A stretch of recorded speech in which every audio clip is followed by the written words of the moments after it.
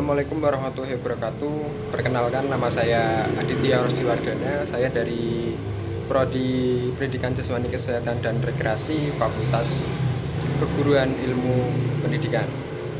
Di sini saya akan melanjutkan penugasan dari mata kuliah Aswaja, yaitu tugas membuat video.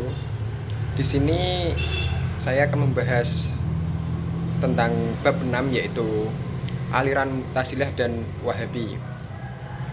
Dan saya akan menjawab soalan-soalan yang ada di buku Aswaja. Di sini saya akan menjawab soalan dari buku Aswaja bab 3 halaman 99, yaitu Usul Al-Khamsah, Mu'tazilah dan kelemahannya. Usul Al-Khamsah atau prinsip 5 Mu'tazilah adalah 5 prinsip teologis ulama yang menjadi dasar pemikiran dan keyakinan kelompok Mu'tazilah.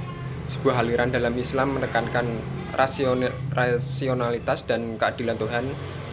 Berikut adalah penjelasan dari 5 prinsip tersebut beserta kelemahannya. Yang prinsip yang pertama ada at-tauhid atau keesaan Allah.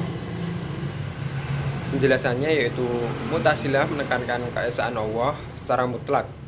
Mereka menolak segala bentuk antropomorfisme atau penyerupaan Tuhan dengan makhluk seperti sifat-sifat Allah yang dianggap menunjukkan keserupaan dengan manusia. Bagi mereka sifat-sifat Allah tidak berdiri sendiri tetapi menyatu dalam zatnya. Kelemahannya, mengingkari sifat-sifat Allah secara independen bertentangan dengan teks literal Al-Quran dan Sunnah. Pendekatan yang terlalu rasional membuat pemahaman mereka tampak mengabaikan teks-teks wahyu yang eksplisit. Yang nomor 2 ada al-adl atau keadilan Tuhan. Penjelasannya, Mu'tazilah percaya bahwa Allah adalah maha adil dan tidak mungkin melakukan kezaliman. Oleh karena itu, manusia memiliki kehendak bebas sepenuhnya. Mereka menolak takdir dalam bentuk yang diyakini oleh kelompok Jabariyah yang percaya semua tindakan manusia ditentukan Tuhan. Kelemahannya, terlalu menekankan kehendak bebas manusia sampai hampir menyediakan kekuasaan Allah dalam takdir, menyebabkan problem dalam menjelaskan ayat-ayat tentang qadar atau takdir dan kehendak Allah. Dan yang ketiga ada al-wa'd wal al-wa'id atau janji dan ancaman. Penjelasannya, prinsip ini menegaskan bahwa janji Allah pahala untuk orang yang taat dan ancaman siksa untuk orang yang berdosa adalah pasti. Oleh karena itu, pelaku dosa besar akan kekal di neraka jika mati tanpa tobat, seperti kafir.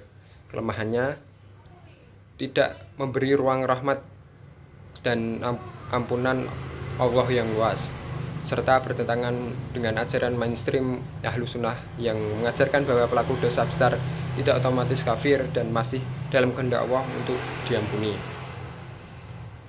Dan yang keempat ada al-mansilah baina al-mansilatain atau status di antara dua status.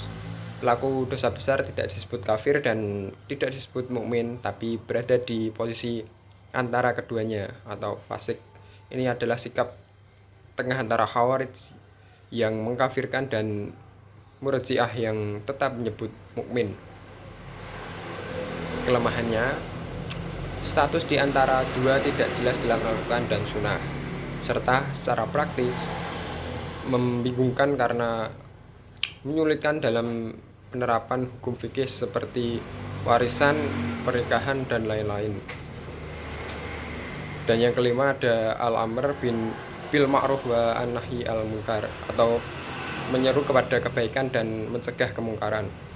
Penjelasannya, kewajiban bagi setiap muslim untuk aktif dalam menegakkan kebenaran dan mencegah keburukan, bahkan terhadap penguasa yang zalim. Mu'tazilah kadang menggunakan prinsip ini untuk melegitimasi pemberontakan terhadap pemerintahan yang dianggap tidak adil. Kelemahannya, bisa menjadi justifikasi untuk memberontak terhadap pemerintah yang sah, serta berpotensi menimbulkan kekacauan jika tidak dibarengi dengan hikmah dan pemahaman syar'i yang tepat. Kesimpulannya, Mu'tazilah adalah aliran yang sangat rasional dan berusaha menegakkan keadilan dan tauhid dengan logika. Namun karena dominannya akal atas nas atau teks wahyu, mereka sering tergelincir dalam menyimpulkan sesuatu yang bertentangan dengan mayoritas ulama dan teks Al-Quran atau Sunnah secara literal. Selanjutnya pertanyaan yang kedua yaitu jelaskan tafwid Wahabi dan konsep tafwid aswaja. Berikut adalah penjelasan tafwid menurut Wahabi dan tafwid menurut Ahlussunnah wal Jamaah atau aswaja serta perbandingan keduanya. Kita bahas tentang pengertian tafwid dulu. Secara bahasa, tafwid berarti menyerahkan. Dalam konteks teologi, tafwid merujuk pada pendekatan terhadap ayat-ayat mutasyabihat atau ayat-ayat yang mengandung makna samar, khususnya terkait sifat-sifat Allah. Dan yang pertama adalah tafwid menurut atau versi Wahabi. Pengertiannya yaitu kaum Wahabi, pengikut pemikiran Muhammad bin Abdul Wahhab yang juga dikenal dengan istilah Salafi, tidak menganut tafwid secara murni, tapi cenderung pada pendekatan isbat atau penetapan makna zahir tekstual dari sifat-sifat Allah seperti tangan, wajah, istima di atas ars, dan lain-lain. Mereka sering mengatakan, kami menetapkan sifat sebagaimana disebut dalam Al-Quran dan Sunnah tanpa takwil, tahrif, ta'til atau ta'yif, dan tanpa tamsil. Namun pada praktiknya mereka menetapkan makna literal seperti tangan, berarti tangan bukan kekuasaan atau nikmat, serta tapi tetap menyerahkan bentuknya kepada Allah. Inilah yang mereka sebut sebagai tafwid al-kafiyah, menyerahkan bagaimana bentuknya tapi bukan maknanya. Intinya, maknanya ditetapkan secara literal. Kafiyah diserahkan kepada Allah. Kritik tentang versi Wahabi yaitu pendekatan ini secara implisit cenderung ke antropomorfisme atau tasybih karena memahami makna secara fisik namun menolak bentuknya tanpa dasar tekstual yang jelas. Serta ulama Ahlussunnah wal Jamaah menilai pendekatan ini masih membuka celah untuk menyerupakan Allah dengan makhluk. Dan yang kedua adalah tafwid versi Ahlussunnah wal Jamaah.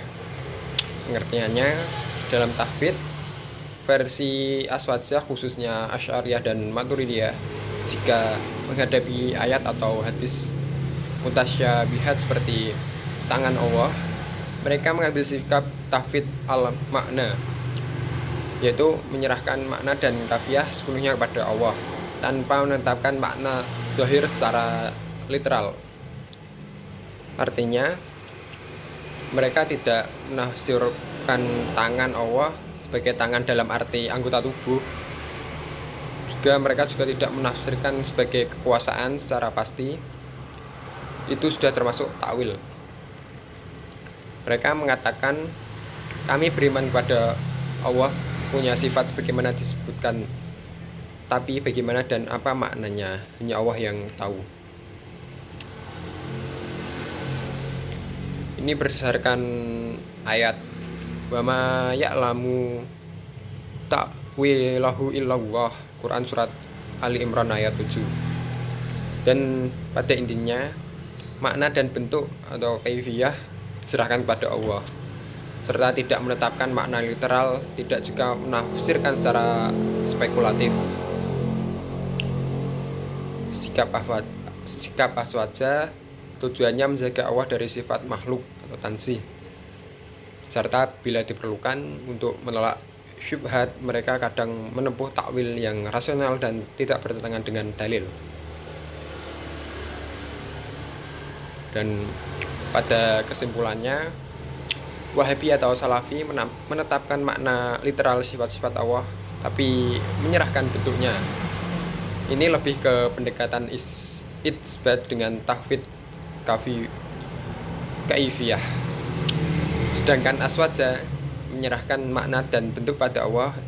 Inilah tahfidz hakiki untuk menjaga kesucian Allah dari penyerupaan dengan makhluk. Mungkin itu pembahasan dari bab 6 tentang aliran Mu'tazilah dan Wahabi. Kurang lebihnya saya mohon maaf bila ada salah kata atau salah pengucapan. Assalamualaikum warahmatullahi wabarakatuh.